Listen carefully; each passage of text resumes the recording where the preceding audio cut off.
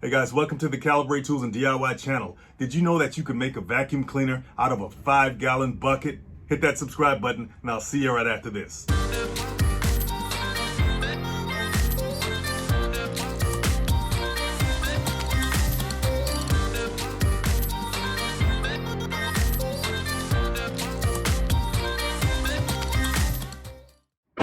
Okay guys, how do I turn this 5-gallon bucket into this? A vacuum cleaner, or even better yet, a shop vac or wet dry vac. And if you want to know how to use one of these things, check out the last video. Great thing about a shop vac is it can pick up wet stuff and dry stuff. But once again, how do I turn this into this? Well, check this out, guys. This is called the Buckethead Wet Dry Vac Power Head. It's designed to be used with 5-gallon buckets only, and it's a wet dry vac mainly for household use. That's light vacuuming, nothing too heavy or industrial, right? You can plug it into a regular 120 volt circuit.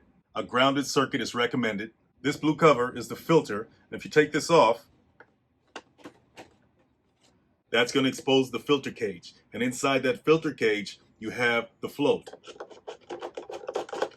That's what goes up and down when it's immersed in liquid or water. Once that float reaches a certain point, it's going to block the tube where the air is coming in, causing the machine to make a high-pitched sound, and that's telling you that your bucket is full of liquid or water. And that's when you should shut it off and unplug it and go empty your bucket. Also, it's recommended that you should take the filter off when you're vacuuming up water or liquid. And if you do use the filter to vacuum up water or liquid, make sure that you take that filter off and replace it with a dry filter if you're going to vacuum up dry material. Okay guys, you've seen how to take the filter off. I just showed you that. You just take the filter band off and you pull your filter off. But you got to be careful with the filter. You don't want to damage it or tear it in any way, because if that happens, at that point the filter will be considered a leaky filter, which means debris can get through the filter, and that could damage your shop vac, especially if the debris clogs the blower. Not to mention if the shop vac ejects the debris through the blower and it hits somebody. So you got to be careful how you handle these filters. Now, if you notice on the filter cage, you have these tabs right here around the perimeter of the filter cage, okay? You want to make sure that when you place your filter back down on the cage after you replace it with a new filter, that the filter is covering these tabs. And the filter should cover it all the way down to this area right here. When you put the filter back on, you want to put it back over the filter cage. And there's a line right here that says place the retainer band, that's the filter band right here, on this line. But even before that, you want to make sure that this shop vac lid, this area right here, is free of debris before you put your filter band or retainer band back on. Okay, then you want to take your retainer band, spread it out with your fingers like that, bring it over the filter, bring it all the way down to that black line right there. Make sure the band is over that black line. Okay, so now it's time to install your Buckethead power head onto your 5-gallon bucket. Now, if you notice on the power head, you have these big tabs. These are the latches for the power head. You want to align these with the bucket handle bails, okay? That's this section right here and this section right here.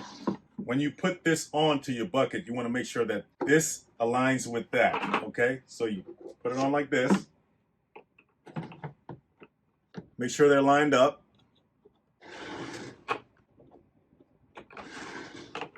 And then snap it on. All right guys, I made a slight mistake when I put the power head onto the bucket, but that was on purpose. Let me show you why. When you're installing your power head onto your 5-gallon bucket, you got to make sure that the handle isn't blocked by the cord of the power head. Notice that.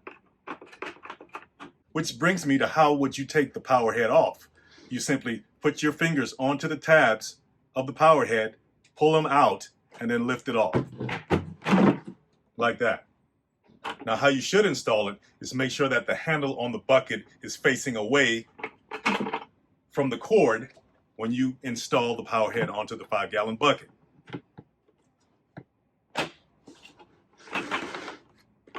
This is no longer obstructed by this. And if you notice on the tabs, you have these indentations right here. That will allow you to lift your handle up like this and snap into those indentations.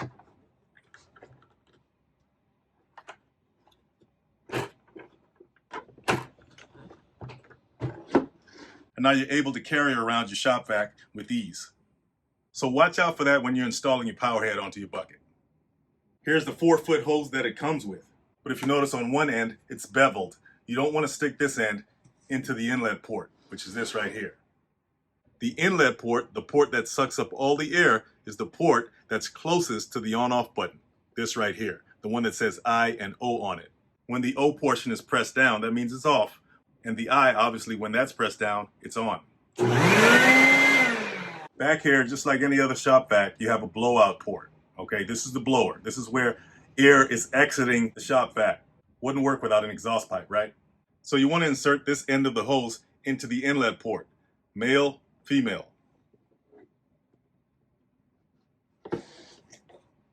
And now you're ready to vacuum. Wow, look at all that sawdust. Where did all that come from?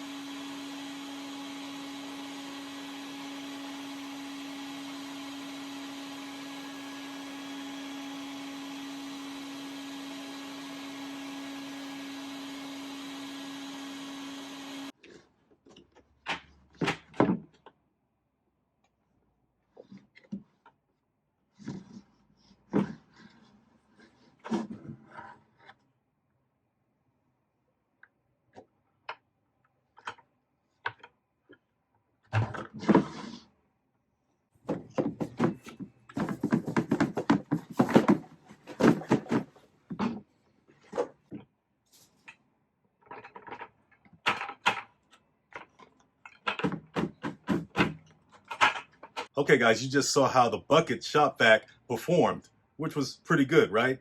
Now we're gonna vacuum up some water to see how that goes. But first, remember, you gotta remove your filter.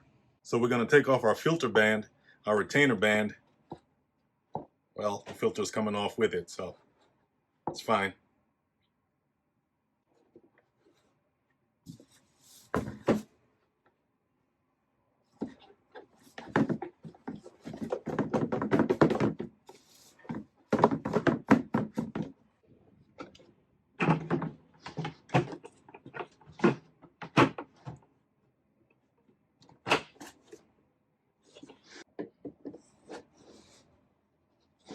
Okay guys, we got a 5-gallon jug of water here. As you can tell, it's filled to the brim.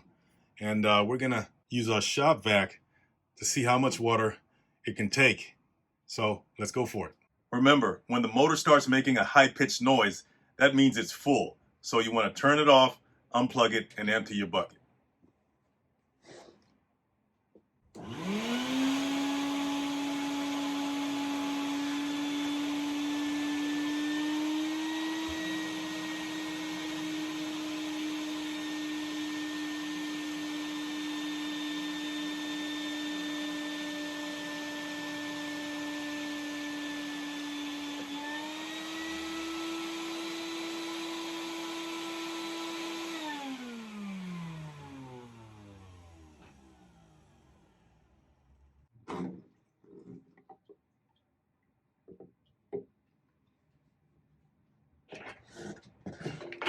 You can see all that water right there, right?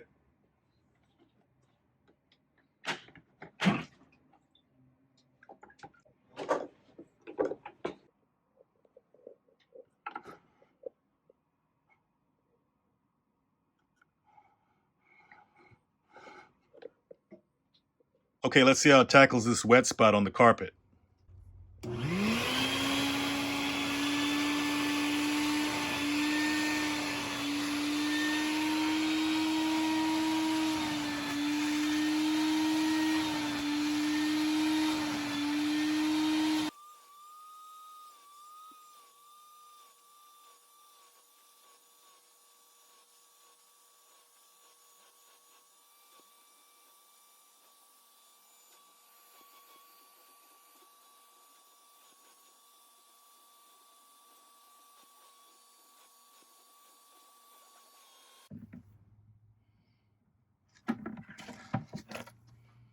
Great thing about shop vacs, unlike regular vacuum cleaners, is that they can double as blowers. So we know about the inlet port right here. That's the port that sucks in the air.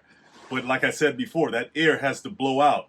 And that's just part of the operating system. The air has to be able to escape in order for the machine to function properly. And that's where the exhaust port comes in, also known as the blower port. So you can connect your hose to the blower port and blow away any debris or dust.